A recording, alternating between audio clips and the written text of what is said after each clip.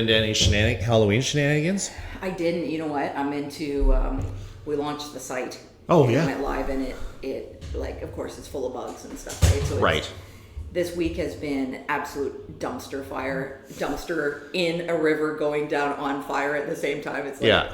It's one of those things where, like, you know, when you're in your business and you're like, I need to change how I feel right now. Yeah. I've got to change my mindset, because right now, like this week, I was just feeling so blocked. Yeah. Like, I just was finding this week hard. So I feel you on that one. yeah, yeah. Well, you know, like doing real estate stuff, like the past couple of years has been like phenomenal, but it's feast or famine, right? Oh, yes. Yep. So like Yep. this has Oh, been yeah. a pretty good feast for a bit, but it's like now it's getting, with people and the Yeah. interest rates and stuff, it's getting Yeah. rough, right? It's actually, you know what? That's a common myth for in the real estate market. So yes, it has been a crazy few years. Yeah. But the thing is that the market is starved for inventory. Yeah. And so, with the lower interest rates, it really brought a lot of buyers into the market. So, of course, that's supply and demand, right? Yeah, It's yeah, for crazy supply and demand. Yeah. But for every house that was on the market, and I mean, we were like hundreds of houses, like hundreds and hundreds of houses short on inventory for quite a few years there. Yeah. So, you get all these buyers that come into the market, and for a few years there, you'd have 20 to 30 buyers on one house, multiple offers. Yeah. And so the average time that you work with a client to help them find their house before going into the pandemic was a few months. That was like the average time. It doubled, when we came into the pandemic. And then sometimes you just couldn't find anything. I had lots of clients, lots of buyers take a break. Because they just got so frustrated. Because they just got so frustrated. Yeah, they just got so frustrated. You get a lot of buyers that were, frustrated in the opposite direction, where they would just be fed up of losing all the time. And so then they would just throw caution into the wind, and then they would bid on a house, not knowing really if they'd be able to, get their financing approved. And so then they'd end up having to terminate during their conditional period. So I'll tell you who the market was good for during those 3 years. It was good for the person that wanted to sell their house. The person that had equity in their home, that wanted to sell their home and get as much as they could from their house, from the sale in the market. They could take that, reinvest it, and any way they want. If they were buying another house, sure, they were buying property at the higher price point that everybody else was buying at, but they had more equity. They were available to them, so they had a little bit more control, a little bit more power. They were able to bid a little bit stronger, and plus people who have been buying properties, they've been around the block a couple of times, so they are prepared to move faster. They can be more aggressive, and a lot of first-time home buyers out there. It's tough. Do you remember buying your first property? I gotta think back for a second. What was my first property? I did. I bought a townhouse in Ottawa. And what was that like? It was the most money I'd ever spent in my life. Right. I think it was 140 grand. That's a lot of money, though, right? At the time, that was a lot of money. It's still a lot of money, though. And it's your first time buying it. That's your first time being like, I'm going to sign my name on a piece of paper here that says I'm now responsible for $140,000 debt. Yeah, especially because I was a young police officer at the time. You're right. Okay. And I don't think I realized what police officers got paid. Okay. But when I was in Ottawa, and the first contract I ever signed, I didn't even look at the salary expectations, actually. Right, yeah. And I was like, I got hired as a police officer. I was all excited. Yeah. And I got the contract, and it said my starting salary was $29,000 a year. Wow. Things have changed. Things have changed a lot. Yeah. But $29,000 a year, and so I was only a year into that when we bought this house. Right on. And it was a struggle for sure. Yeah. And a real eye opener in terms of, you don't just buy the house. Then we got a heat wave. We didn't have air conditioning because, of course, it was new construction. They didn't have that stuff. So then you had to buy air conditioning, do all the landscaping, add a deck, all a fence, like all this stuff.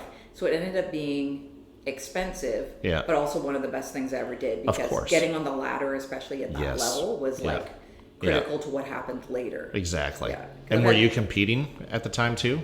Or were you just the only buyer? No. Yeah. So these were new construction townhomes. Yeah. And at that time, Ottawa was expanding out from the center. So all of the suburbs in Ottawa that were like farmland were getting eaten up by new construction. So it was, you had your pick of the litter. Yeah. It was like, $140K that got you. I had a 3-bedroom, 2.5 bathroom townhouse, and I think it was an end unit, and I believe it was over 2,000 square feet. Like, it was a good size house, right? Yeah. Oh yeah. Unfinished basement. Yeah. Like, it was pretty. Blank slate. You could do whatever you wanted down there. Yeah.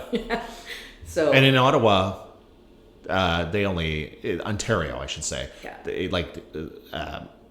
Square footage is like ground level and up, not including. So you had 2,000 feet above the ground, plus the basement. And I'm a huge football girl, so we actually had an unfinished basement. We finished the basement. Yeah. Got a couch down there that you had to take the back off of because you couldn't get a full size couch down the stairs. Then I got the biggest TV I'd ever seen in my life. I think it was 32 inches. Oh Jesus, those were huge. And we had to get 2 movers to bring it into the basement because there were still the old large TVs that not the flat screens. Right. So we actually had to hire a moving company to get this thing down. Those the things stairs. weighed a ton. Oh my God. We almost killed those guys for sure. I tried to move my grandparents' 36-inch tube up from the basement of their house to the second level, and it took 4 of us, and we couldn't lift it. We had to put it in a blanket and and lift it up stair by stair. Awesome. It was ridiculous. Yeah, because they used to be in a cabinet half the time, right? Yes. Like there was a cabinet built around it. Yeah. So it's so funny now because I was at Costco and it was like that you can get an 80-inch TV that my grandmother could probably lift this thing, right? Yep. But yeah, no, that was my first house, but we've actually had a lengthy history in real estate since then. Yes. Yeah. Well, you're in the market now, so that's great, and you never look back. But yeah, it's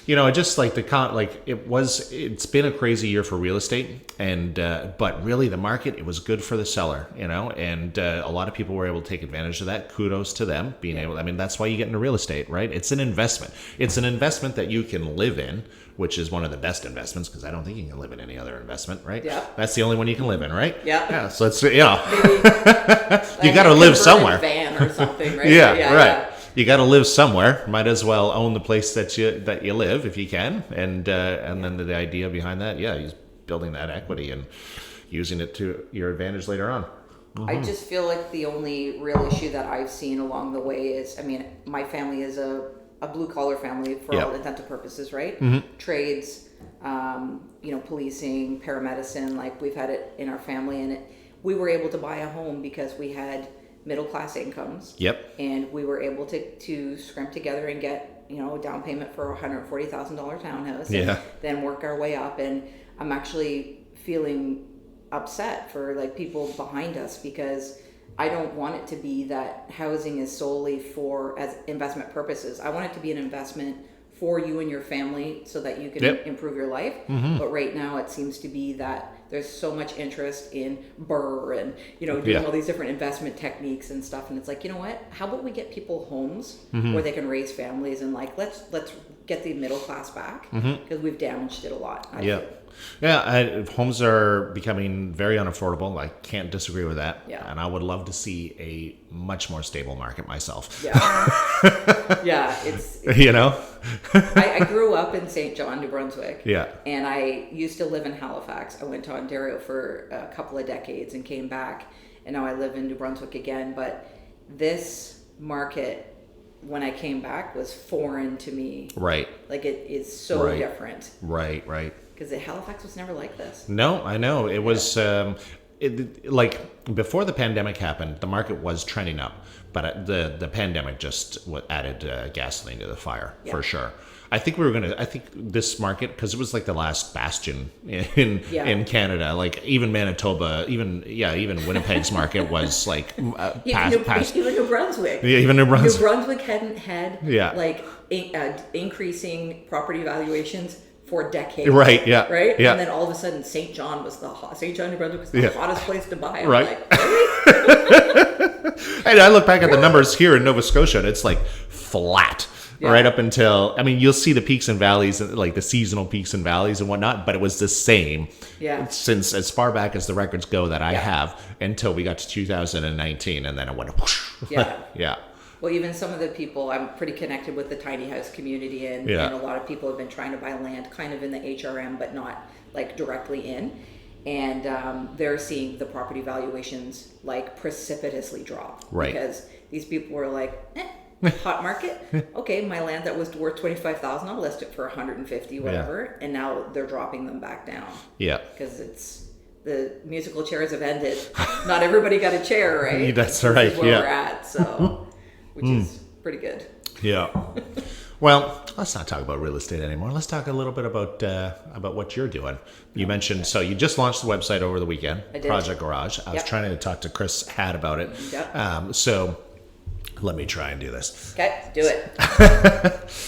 Okay, so for the guy, or such as myself, so I'm not a renovation expert by any stretch of the imagination. I can replace deck boards on my deck because that's pretty much just like take one off, I put one down. And I don't even do that well. In fact, some would argue that I probably did it incorrectly, even though the deck is about 15 years old and really there's not much you could do wrong with it. Right. But it was the width of the deck was exactly 32 feet. So I just bought 16-foot boards and I stacked them up. Hey, you know what? Whatever. You're not following through, right? Like they're attached. But then about halfway through, so that was one person's advice. And so then about halfway through, I had to stop because I've got a terrible back, and I couldn't go through. I couldn't do the full job all at once. So then I stopped. And then, of course, in that time that I stopped, I had a couple of other people stop by and take a look at my deck and tell me, perhaps they felt I was doing it wrong and that maybe I should do it this way. So then I was like, all right, well, I'll try it that way. And then I started doing it that way. And then another person came along. And some of these people were, professionals who are in the market and whatnot, who are in the industry. And so I just decided to follow the last guy's advice, who is a general contractor and builds decks and renovates kitchens and all that stuff. So I started to follow his advice. And the rest of the other half of my deck looks like a professional did it somewhat, because then I ran out of wood. That one's on me. I ran out of wood. Right. I had to go and scramble and try and find some leftover wood from a project I was doing down the road, like a few years back, and I managed to snag those boards. I thought they would work, but they were actually not as thick as the deck boards I was using. But it's right at the end. Nobody's going to notice that. So while I reminisce about doing that, I think about what you're offering, which is the Project Garage, and it's an opportunity for me to actually work one-on-one with a professional from the industry, right? Yeah, that's what the Project Garage is, right? Yeah, so we connect DIYers with vetted tradespeople for virtual help. Mm-hmm. So literally before you started your project, you could have gone on, found a carpenter or a deck builder on the Project Garage. Yeah. You could have had an hour consultation with them. Yeah. Maybe did better planning in terms of material select, like picking they could have done some calculations for you, told you how to do the job. And then if you ran into any issues during the job, you could always call them back and get, basically show them what's going on, and they could walk you through it. Right. Oh, so it'd be like, so I would have multiple points of contact. Absolutely. Oh. You can have as many points of contact as you want, because at the end of the day, you're only obligated for a 15-minute flat rate, and after that it's to the minute. So let's say you had a quick question. Yeah. You're in the middle of your project, yeah. and you're like, I honestly don't think I'm using the right length screws, or something like Sure. something's totally messed up here. What's up with these joist hangers? You could literally call for 15 minutes. Yeah. And these guys charge like anywhere from let's say it's $100 an hour. So for $20, you can talk to someone, solve your issue, and off you go. Right. Yeah. You're done. Oh yeah. So it's really good for people who value their time, mm-hmm. because a lot of people, there's two different camps in the East Coast. There's the camp of, my Uncle Jimmy, he told me to use XYZ, and we don't ever hire anybody for anything. We don't spend any more money than necessary ever for anything. Right. They will not be the Project Garage clients. Right. For mostly it's going to be people who have the disposable income, who want to do projects on their own, or DIYers who are super keen to try stuff but are a little bit nervous to do it without any extra help. Mm-hmm. They're going to be the ones that use the Project Garage to save them time, money, and to get it done without like getting divorced.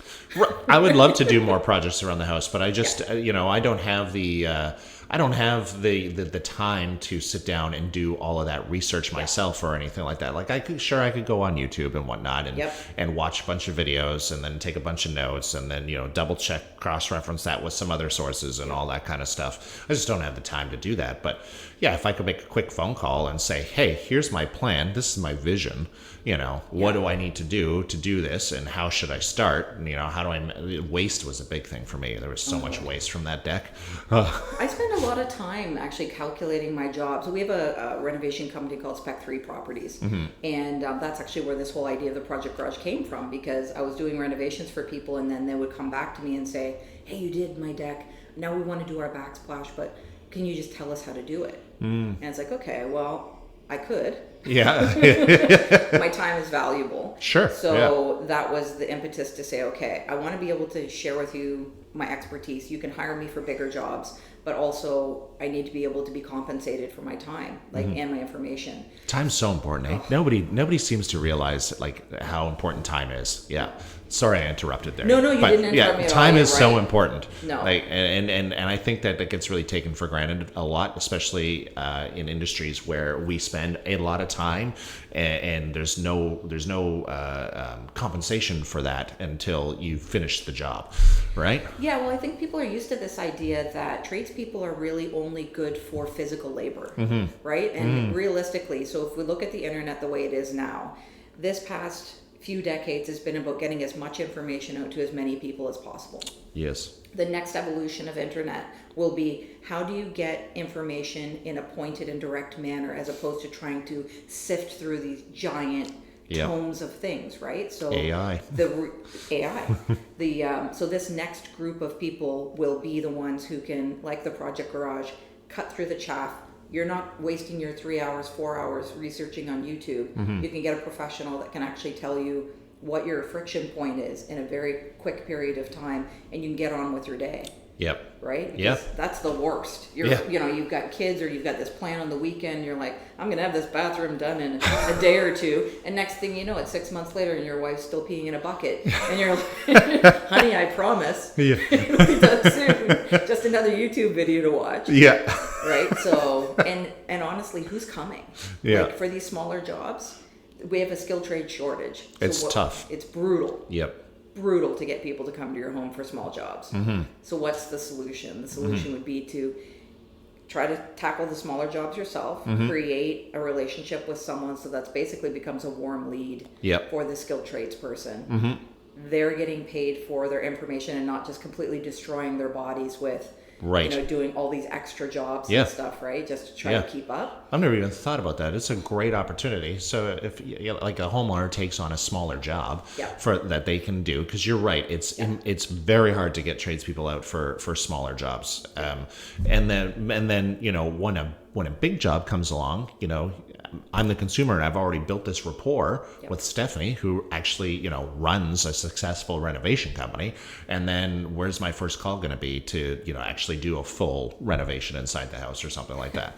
What better job application could there be for contractors? You know how many bad contractors you've probably run into. Yeah. But what better thing could you have than a series of phone calls where they're walking you through? You can tell if they're patient, you can tell if they're knowledgeable, you can tell if they're kind, you can tell if they're honest. Like you go through all this thing where you're doing these little calls with them, and then the big job comes up and you already know each other. Right. You've already created that relationship. So as opposed to a contractor going on Facebook ads or Instagram ads and trying to draw people in. Yeah. They can just go in and get paid for information. Yeah. So instead of paying to get leads, they're getting paid to get leads. Yes. If they're any good. Yeah. If they suck, they're not going to get leads. Yeah. But really it's all about relationships, isn't it? Oh yeah. Right? Yeah. 100%. That's this job is all about relationships. It's a people business. For 100%. Yeah. And it takes a while it does take a while even for us, because we'll find buyers off the websites or whatever advertising we're running and whatnot, and that is a very important piece to the puzzle. But at the end of the day, it's that relationship that you develop with the person, and that trust that you create. Yes, I'm an industry professional. I know real estate, and I'm not going to steer you wrong, but I'm still just me, and you only met me 2 minutes ago. So the value, trying to figure out value propositions in your fields, is hard. Like, when you look at real estate and it's like, okay, some people really hit on the fact that maybe they speak a second language and they're able to culturally connect with people as they're coming into the HRM and stuff. And for me, even with the Project Garage, we have a whole component so you're a new immigrant, you've come to anywhere in Canada. You speak English, but maybe it's a bit more challenging for you, but you want to do some renovations or whatever. We actually have niched down in the search components where you can look for someone who speaks your language. So if I'm living in Upper Muscatawbit and I speak Cantonese, I can talk to a plumber that speaks Cantonese from Toronto to help me walk me through my problem, as opposed to trying to struggle with that technical language of renovations. Yeah. So, and even for skilled tradespeople coming here, great way to connect and get jobs. True. Yeah. Right? So there's just a whole lot of we have a lot of similarities, in terms of, in real estate, you create these relationships and they need to find out what is it about you that you can add extra for them. Right? It's hard. It's hard. To make those connections. It is. Yeah. And social media, I'm going to go down a rabbit hole. Maybe I shouldn't. I don't know. I like rabbit holes. Yeah.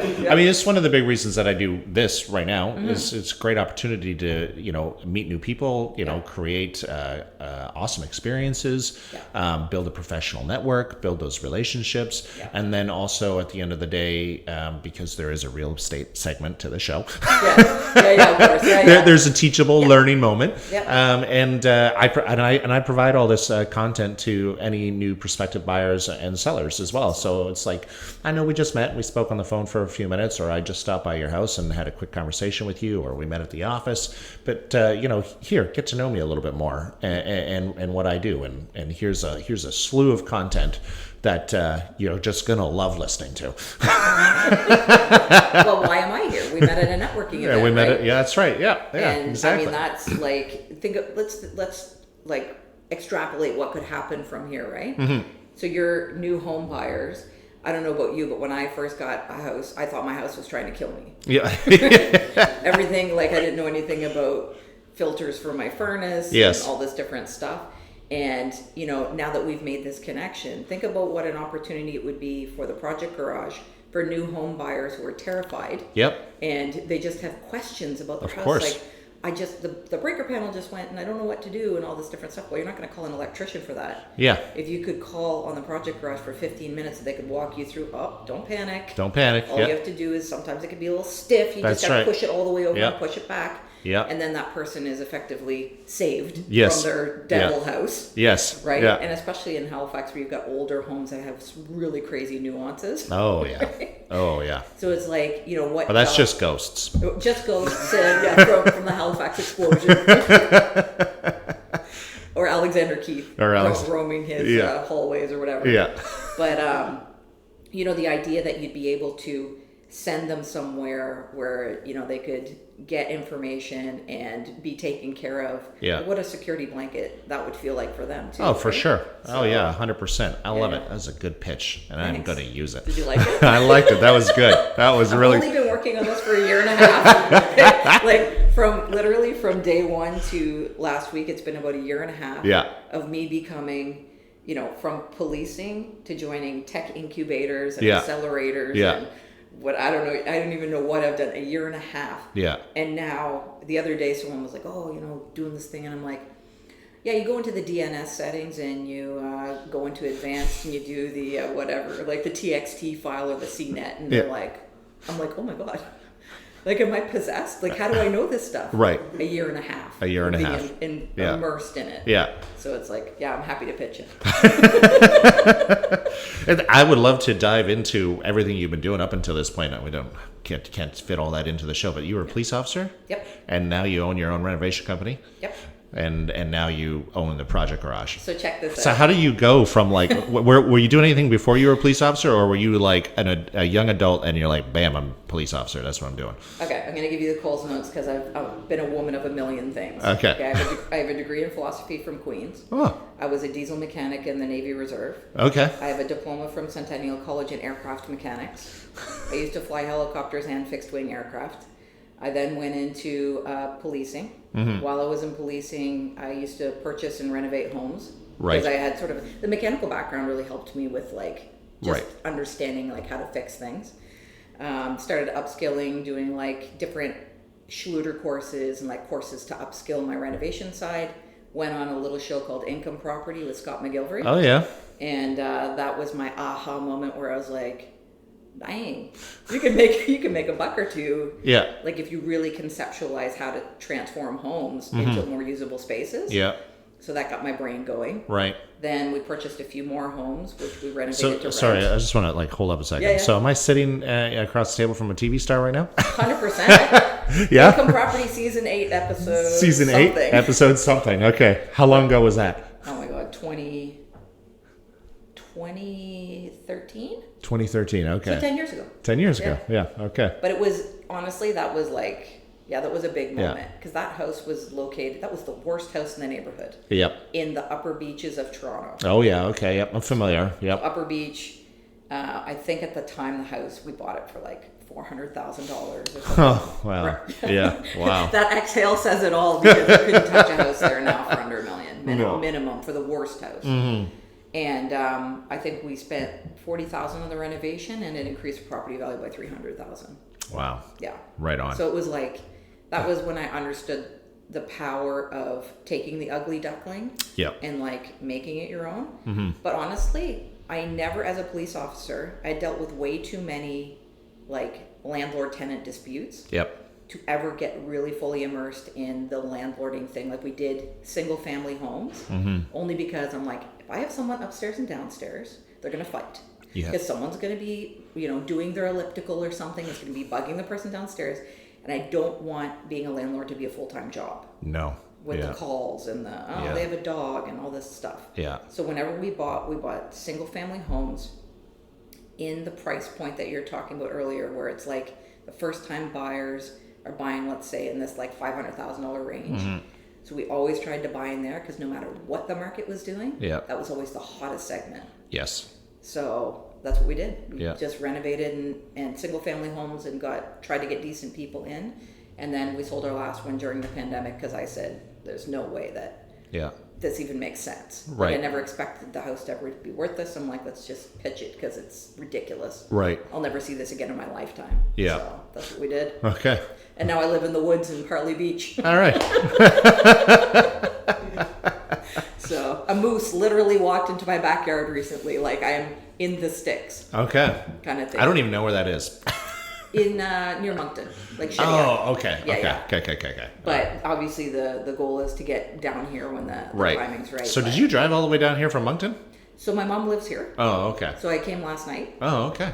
I come down probably 2-3 times a week now because when you're a founder, like you've got to talk to people all the time. And this is the center of the economic universe in the East Coast. So it is. Yeah. This is where I come. Yeah. Did you hear that, Halifax? You're the center of the universe. I know, right? Like, no shameless plug for the best place on earth. Please go to my website. So you have quite a bit of experience. You must have a few real estate wow moments. Yep, that was one. The going on income property. That was one. What's Scott like anyway? So we'll get into that next one that you just had, but what's Scott like? Lovely. He's a lovely person. His hair is as good as you think it is. Yeah, okay. Pretty down to earth, but I remember this is like 10 years ago, so a lot has happened since then. So, all of him and Brian and the brothers. Yeah. That's what my kids call the brothers. They became HGTV, right? Yes, At least in Canada, so it's like... Yeah, no, really good experience, super fun. I'm pretty hammy anyway, so me getting on camera was like, forsooth. I was like, yay, finally my moment, right? Like, I can be on camera. Yeah. But so, actually, I'll try to get you a copy of it because it's pretty funny. Okay. I was like, that girl's crazy. Yeah. But, I think, honestly, real estate for me, the aha moments have always been like just the ability to take something that's not so good. Like I've never been really like bedazzled by shiny objects. Right. Like, oh, I need to have the best house. Mm-hmm. The happiest I've ever been is in the ugliest house I ever owned. Right. It's not about the house, it's about the space and how you live in it. Yes. So I'm finding a lot of people now are building these like behemoth houses with no like consideration to how the lighting works, to how you would operate in the home, how would you age in place. Yep. So all of the aha moments for me have been, I thought I would be happier the more expensive the home I lived in. And I've lived in progressively better homes until we left Ontario and I bought kind of a crappy cottage to move into. And that's the happiest place I've ever lived. Mm-hmm. So I think that's interesting, eh? It's kind of, you always have it in your mind, like what, I'll feel like I arrived when I have a Patek Philippe watch. Right. I'll really feel like I arrived when I get this really expensive house.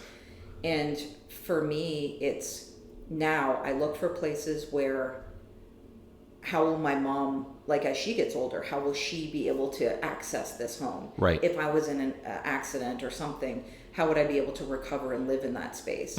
So I'm really, really focused now on spaces and how they make me feel, and the lighting, and its ability to capture sunlight and for heat and stuff like that, like all of these solar things and stuff. Yep, solar passive. That was a Yeah. huge term, like for the past couple of years. Solar passive energy. But no one can afford to do it. Yeah, yeah, Right? yeah. But even when I was looking, we were talking about those condos, and even when I looked at those, the first thing I looked at was, where do they face? Yes. Yep. Right? Yep. So I've become more experienced now to not just look at something and go, wow, I really like those hand-scraped walnut floors. So they're stunning. Yeah. But now I look at it and say, okay, how will the hand-scraped walnut floors over time, like I have a dog, how will they react with the dog? And, Yeah. how does the space make me feel? Well, is it a healthy space for me? Mm-hmm. So that's massive for me. Yeah. Yeah. Yeah. I have this conversation a lot. It's funny too. I think you mentioned, I'm just bringing this up because you mentioned the direction of the property. I think the direction of the property is very important in a lot of different cultures, because I've worked with a few different people from outside of Canada, and the direction of the house was a very important aspect. Yeah. Of buying a house, and most of them want it facing south. Yep. And these are people that, for me, and living in Canada, where winters can be quite cold, I find that I would want my house facing south so that I capture that sunlight all day long, and it heats up the front of the house at least anyways, right? Right. But most of the people that I work with are coming from parts of the world that don't experience winter quite like we experience winter up here. Right. And so I've never asked the question, what is the importance of it facing south? But yeah, south is is that the direction you wanted, south? Or Yes. Yeah, okay. Yeah. Yeah, they're saying that basically your solar gain is the greatest from the south. Mm-hmm. And even looking at developing, I have a property across the street from the one I live in, and we're looking to develop it. And that is, I would dare to say, before I develop that property, I'll have a horticulturist come in, a solar person come in. Mm-hmm. I will do everything in relation to the actual space before I even think about the house, what kind of house would be there. Right. And I think that's really something we're missing here, because when we're building, we're not creating, like, let's say, collision spaces for people, where people will gather, like naturally, like you'd see in Europe and things like that. Right. And it's really causing this like decentralized, lazy, like disconnected way of life. Right. Collision spaces. I've never heard that before. Go Really? on. Yeah, go on. I've not heard that term before, no. If you read any, trying to think of, there's some Medium bloggers that talk about it a lot too. Natural spaces in like courtyard style spaces where there'd be natural shops and restaurants and things like that, where people gather and eat their ice cream at night and things like that. It's a place for you to have accidental collisions with people to like create community. Okay. We don't have that because we have Uber Eats. Yes. We just get food delivered. We don't have to go out, right? Like, some of these apartment buildings and condos are building like rooftop patios. Mm-hmm. But in a world where we can have whatever we want, whenever we want, and mostly exclusive to us, curated to us, just us specifically, right, it can be hard for us to share anymore. Right. We're kind of losing this ability to share. So, don't touch my stuff. Yeah, exactly. I wanted the barbecue. I was supposed to have the barbecue at that time. And, these people are there. I wanted to use the elliptical. And so for me, it's like we've got to get back to learning how to live together. Yeah. And that's why I, go to the networking events and stuff, because it's very important to me to connect with people face to face, have those collisions, and we collided, and now I'm sitting here, and I did drive from New Brunswick to come and do this. Yeah, you know what I mean. I appreciate that. Thank you. You know what? It's because the effort is the sauce. The secret sauce is what effort do you make to continue that collision, right, and to create that relationship. Yes. Yeah. People don't do it. No. They'll be like, oh, it's raining that day. I don't like that. Oh, it's too far. Yeah. I don't want to do this, that, and the other. It must be snowing there now. Oh my God. I drove to, actually it's supposed to, on the Cobequid too, which is like nightmare. But I even drove up recently to see 2 women who live in the middle of the woods who are running a tiny house, like a tiny house building. They just started this company. Yeah. And they had actually built a tiny house as their prototype. They're using it as their office. And I drove from New Brunswick to the middle of West Hants, or so I don't know where I was. Yeah. I was in the middle of nowhere, and people would say, "Well, why would you do that?" Yeah. Because nobody else would. Yep. Because the effort to create those relationships, and now they're going to be on my site because she's a Red Seal carpenter, and like she wants to be, she wants to offer service. So it's like, you've got to make those efforts. We just don't anymore. Mm-hmm. Yeah, I agree. Yeah, we lost a lot of that, I think, over the past few years, for sure. Yeah. Yeah. So what would you say are the most important aspects? So we were talking a lot about spaces, feeling comfortable in your space, going back to that real estate wow moment there for a second. Yep. What do you think somebody's building their house? Because you're talking, I guess, primarily about renovating or building something from scratch. And you're encouraging people to think about the space before they think about the finished product. Yep. So what would be the most important things that somebody should think about when it comes to building that? Like you said, aging in place, that sort of thing. Like what are those things? Top 5. 3? Top 5. 2? I don't know if I can even give it in bullet points. What I would say is that if you're going to be purchasing a home, like spend time thinking about what your friction points will be. Mm-hmm. So you might think a shared driveway is not a big deal, right? But shared driveways can actually cause quite a bit of friction between neighbors. Well, who's going to pay for that? And okay, well, you put too much snow on my side, all this stuff. So for me, I'm about creating peace in my life and like less friction. So I would say, look at the stuff that you normally wouldn't look at. Mm-hmm. Do you have the ability? If you have to park on the street, my God. Oh, yeah. Are you going to have a baby in the next little while? Good luck to you, sir. Yeah. Right? And even in the space itself, I would say, I think everybody should purchase a home where you can achieve the highest quality of home that you can afford. Mm-hmm. So if it's not going to be 2,000 square feet, if it's going to be 1,000 square feet, and you can really tear out the insulation and improve that home so that it's much more energy efficient, and really make that space affordable and healthy for you. Mm-hmm. Think about the stuff we're breathing in. Oh yeah. Honestly, houses can be so unhealthy. Oh yeah. But if you buy out of your means just to have size, then you're not going to be able to make the actual improvements that you need to make that home healthy for you and your family. Yeah. So for me, if you actually went to where I live, the house, you'd probably be like, oh, I don't want to go there on Halloween. That could actually be haunted. That house, I've spent so much time putting in new spray foam insulation and fixing the roof and doing all the stuff that's actually essential, that I haven't spent a lot of time on what makes it pretty. Right. So my girlfriend's ugly, but she's really healthy. All right. She's the fittest person in the room. So now I'll worry about, making her pretty afterwards. Yeah. But realistically, people just spend way too much time thinking about size. Mm-hmm. I want a big house. I want, I want a hot tub out back and all this stuff. And it's like, do you know how much it costs to heat a home? Yeah. Oh yeah. And do you know how bad oil is? Yes. and we're really the only part of the country. And we are the only part of the country, the Maritimes, that what was it? Over 50% of our household heat right now still is oil. Brutal. Yeah. Expensive. It's expensive. Yep. It's brutal, and it's dirty. And you know what?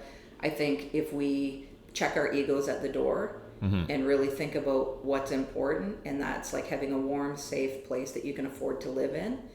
Once you establish that, then you can trade up. Yep. But I would say when you're first starting out, just make sure that you're going to be happy That's in right. that house that, you know, like you can actually park your car and take your groceries in, and Yeah. that maybe you could grow grass in the backyard, right? Like if it's facing the Yeah, right way. but you and have a not backyard. pit all the Yeah. time. Yeah. Like just don't be so quick to worry about your ego. Mm-hmm. It probably isn't going to be, the first one's Yeah. probably not going to be that pretty. I like that. Sage advice. Check yourself before you wreck yourself. Yeah. Before we sign off, do you want to give any? Let's tell all our listeners and people who watch our YouTube videos again about the Project Garage, Yeah. and where they can find you and whatnot. Yeah. So you can find us at www.theprojectgarage.ca. Yeah. I'm also on Instagram and Facebook at the Project Garage DIY because the Project Garage was taken. Yeah, we're up and running. So Okay, great. go book a pro Yeah. anytime you want. I'm All right. looking for support. Yep. And heavily we're marketing first to Halifax area, HRM. Okay. So a lot of the tradespeople are Halifax people, like Okay. local people. Okay, great. So yeah, it's great to support them. All right. Yeah. Awesome. Thanks, Stephanie. Love it. Yeah, thanks for having me. Yeah. Love It's a it. pleasure. Yeah.